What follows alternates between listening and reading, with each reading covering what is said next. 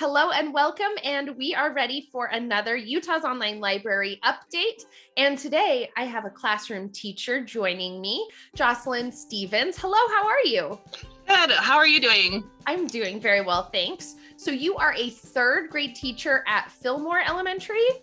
Yeah, that's where I've been for all of my teaching career, right here, 10 years. So oh my gosh, I like that's it. fantastic. It's fun. Small town. Yes. Okay, what's the mascot there at Fillmore Elementary? Well, the mascot is chipmunks, but if we talk about Millard, we have to talk about the Millard Eagles, but the chipmunks are the best. Yeah. Oh my gosh. And what do Millard Eagles eat?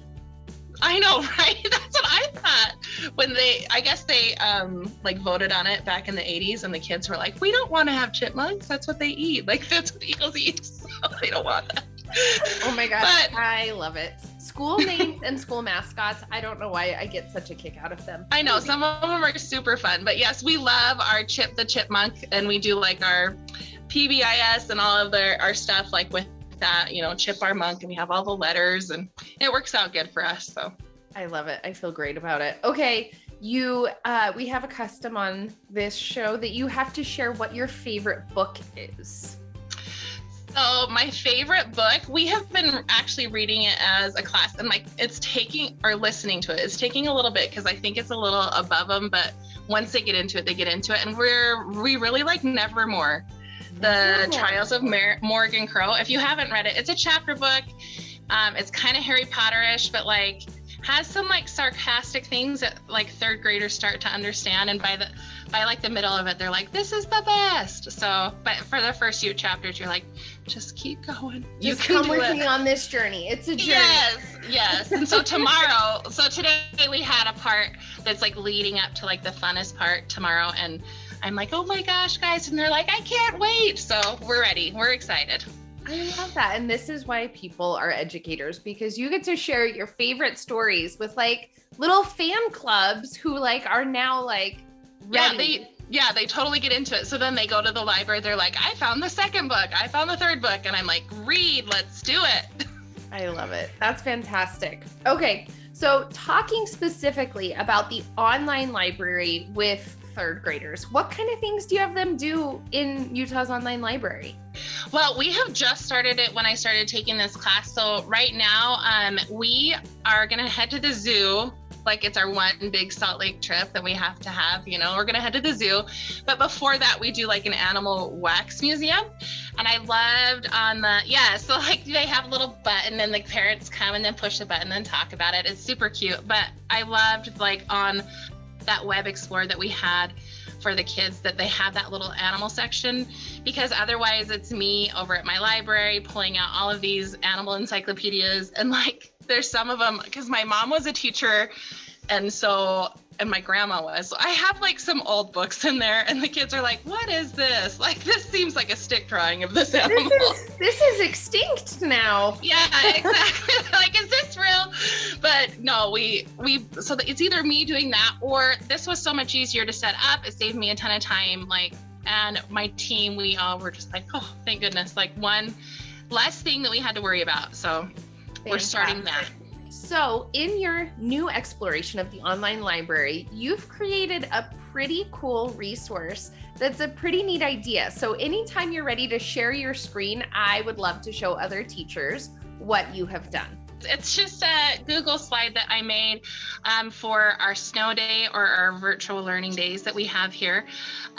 Our principal was kind of talking to us about get something prepared so that you have something set aside so that you can take it easy on that day so you're not overwhelmed. And so it worked perfect with this assignment that I had. Anyway, so what I did is I just went through and looked through the online library. It's something that I felt would be beneficial for my students, not something that would take their whole day, but something that would definitely give them a little bit of, something to do throughout the day so that they're maintaining that growth, and I guess with their logic abilities. And so this one I found, so I loved this one because we do need to know angles a little bit here in third grade, more so in fourth grade, but I thought this would be good because we do talk about angles. So I have this logic activity. So I liked it because you could, if sometimes you get home with kids and they don't have the login, they don't have all of the stuff. So I liked that this one, you could put a PDF on it, and then the parents could click on that PDF and then it pulls it up for them. So you just downloaded it and put it on there. So I have it like that so that they could get that done.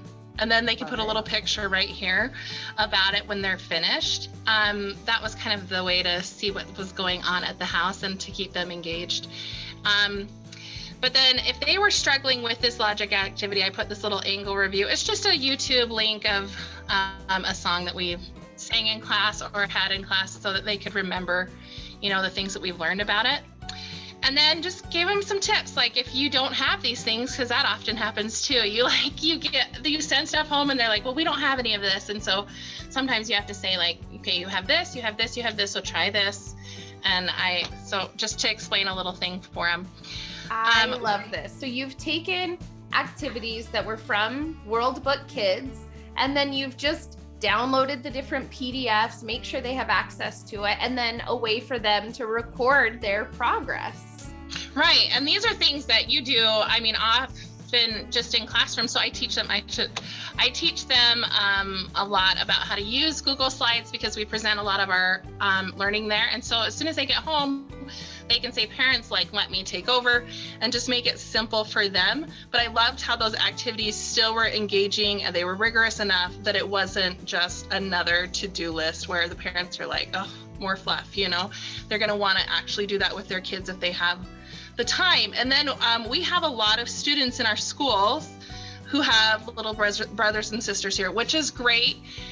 But then they don't necessarily always have the computer skills available to them. So I thought that was a good way for my students to talk to their little brothers and sisters and try to help them and then go on to the preschool path, or they could look things up together. And I thought that would be a good, language building thing for both.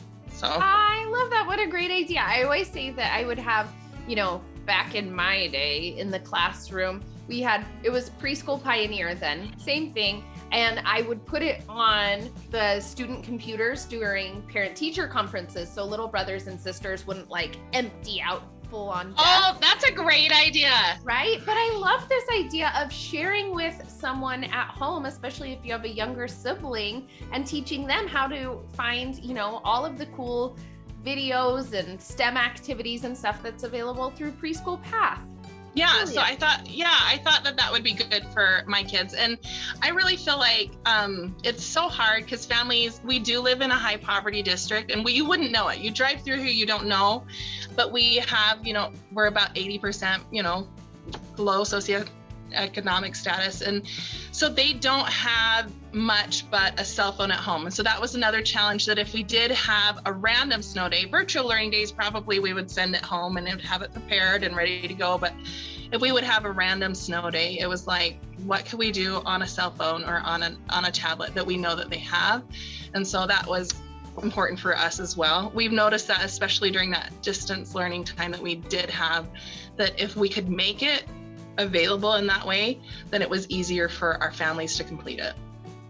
This is fantastic. And I love that you're not just thinking about your students specifically, but also, the larger community and how you can expose everyone to these awesome tools that are available in the online library. So Josalyn, thank you so much. You are just wonderful. Well, hey, it was good. I was really glad to see this, and thanks for introducing me to it. I'd heard of it before, and so I know I've done the Audible library, but that's about all I got to for myself. Sure. But now I'm like, yeah, this is a good place for my kids to be, and it's safe. You don't have to worry so much, and I just enjoy that aspect too, where they're able to independently do something that makes a huge difference for us in our classroom and, at home. So.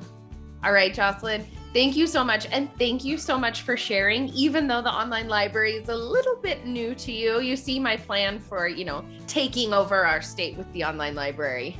I think it's a great idea. I think we should all have a little more online library in our lives. Okay, thank you so much.